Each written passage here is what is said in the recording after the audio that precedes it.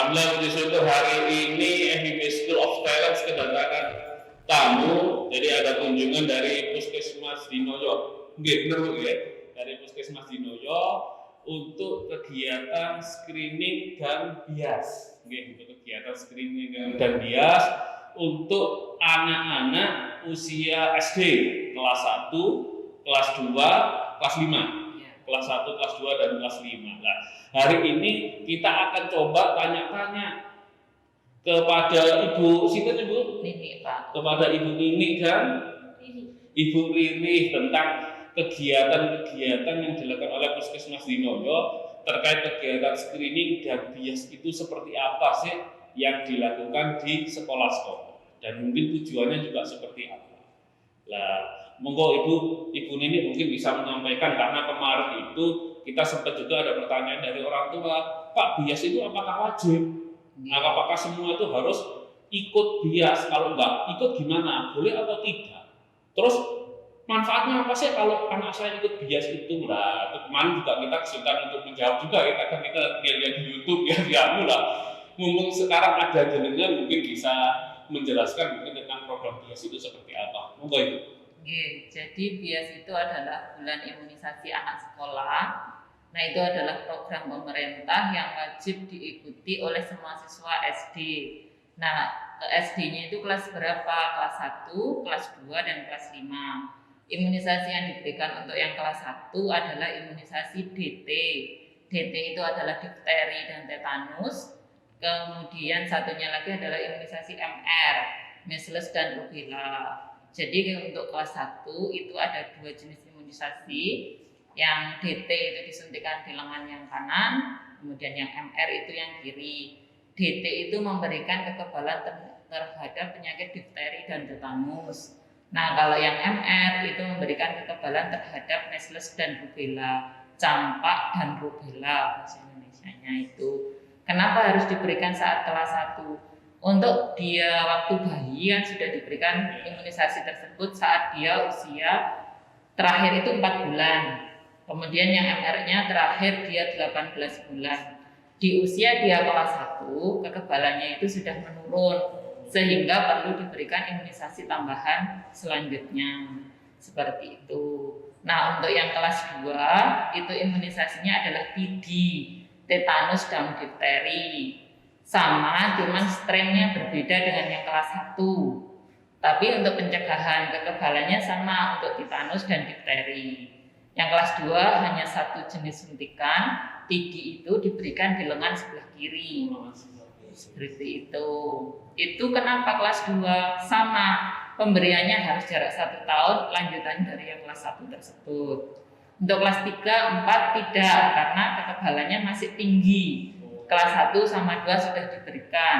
Seandainya dulu ada yang nggak pernah ikut dan orang tuanya paham kesehatan, biasanya boleh diikutkan saat kelas 2, kelas 3. Tapi kalau memang orang tuanya nggak berkenan, nggak masalah. Untuk yang kelas 5, itu yang untuk tahun ini ada jenis vaksin baru, namanya HPV. Itu pencegahan untuk pencegahan penyakit kanker serviks. Sehingga diberikan khusus untuk anak kelas 5 yang perempuan. Yang untuk laki-laki dan perempuan yang diberikan keseluruhan di kelas 5 adalah imunisasi TB, sama dengan kelas 2 tadi. Pencegahannya apa? Sama, tetanus sama difteri. Diberikan kelas 5 karena setelah 3 tahun menurut penelitian kekebalannya menurun lagi. Seperti itu.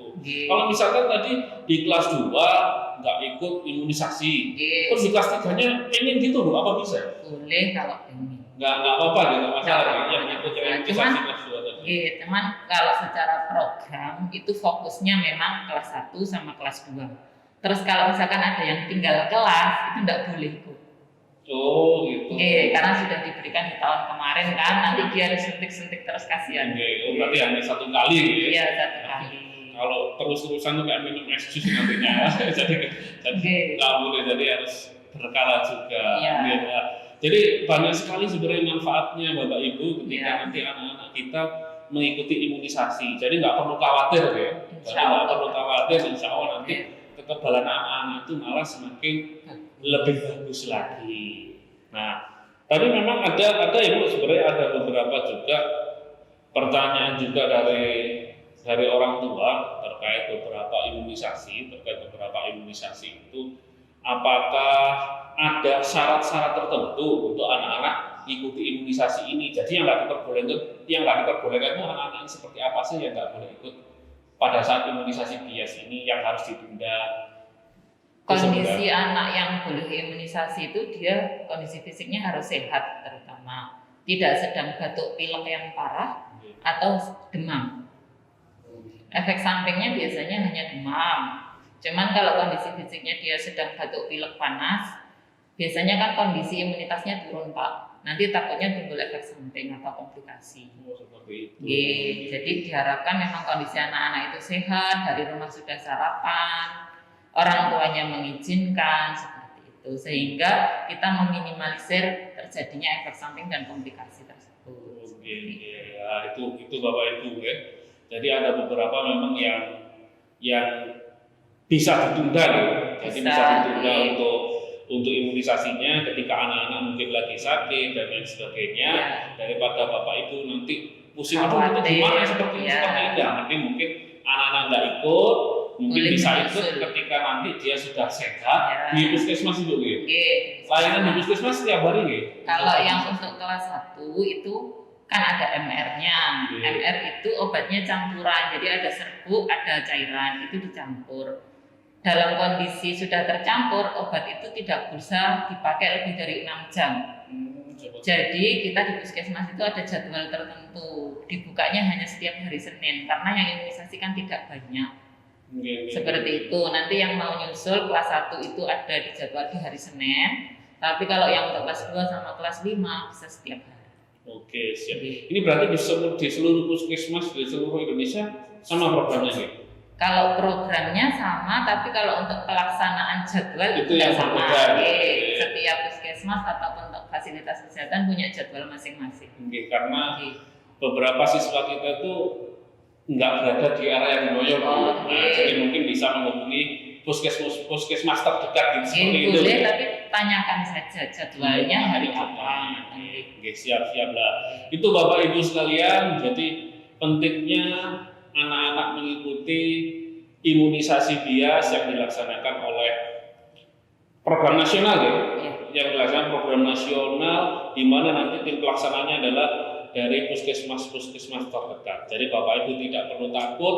Apabila masih ragu, mungkin bisa mendatangi puskesmas, bisa berkonsultasi tentang bagaimana nanti imunisasi itu. Jadi semoga ke depan Bapak Ibu ketika ada imunisasi tidak perlu khawatir lagi. Kalau memang ingin lebih detail lagi menanyakan tentang bagaimana manfaat dan kejelasannya seperti apa, kalau sekarang kita cari di media sosial juga banyak. Media sosial puskesmas juga ada. Apa dulu linknya puskesmas? Ada IG, ada YouTube, ada Twitter.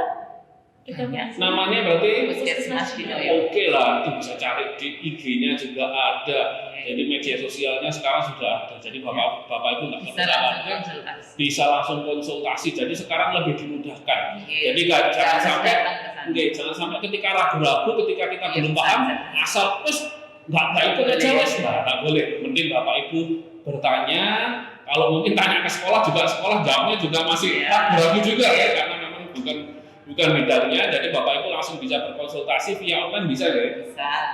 Bisa berkonsultasi via online dengan Bapak Ibu yang ada di Puskesmas Dinoyo. Semoga untuk program-program ke depan anak-anak mungkin bisa lebih banyak lagi, Bapak Ibu bisa support anak-anak untuk selalu tetap menjaga kesehatan. Mungkin ada program lain Ibu selain bias dan screening untuk kesehatan anak-anak sekolah ke depannya? Kalau untuk saat ini kita masih di bias dan screening. Sebenarnya ada lagi untuk obat cacing Pak yang kami berikan kepada sekolah-sekolah itu untuk anak-anak juga diminum setiap 6 bulan sekali.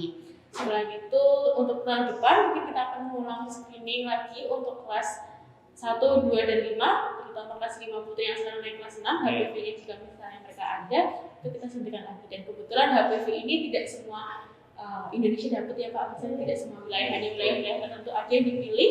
Kebetulan tahun ini malah mendapatkan juga vaksinasi untuk HPV-nya. Wah, alhamdulillah itu berarti harus kita manfaatkan karena itu tidak semua wilayah dapat itu. Nah, untuk kesehatan kita harus cari yang terbaik. Jadi jangan ragu-ragu, apabila Bapak Ibu ragu, silakan bertanya, konsultasi ke puskesmas terdekat. Oke, mungkin itu saja. Terima kasih Ibu untuk kunjungannya, terima kasih untuk perhatiannya kepada anak-anak. Semoga anak-anak ke depan selalu diberikan kesehatan agar anak-anak bisa bermanfaat untuk bangsa dan negara kita. Terima kasih semua, terima kasih sahabat FIB School of Talent. Selalu jaga kesehatan. Jangan lupa Bapak Ibu yang ingin berkegiatan, berkolaborasi dengan FIB School of Talent bisa langsung datang ke Perum Joyo Grid Regency Blok C 1213. Kita ada banyak sekali kegiatan. Kita buka kursus bahasa Inggris, kita buka pelatihan membatik, keramik, decoupage, fotografi, videografi dan lain sebagainya. Bapak Ibu juga bisa berkolaborasi dengan kami bersama tim kami untuk membuat suatu lembaga pendidikan untuk memajukan, mencerdaskan kehidupan bangsa yang lebih baik lagi. Salam dari kita, salam sehat untuk kita. Wassalamualaikum warahmatullahi wabarakatuh.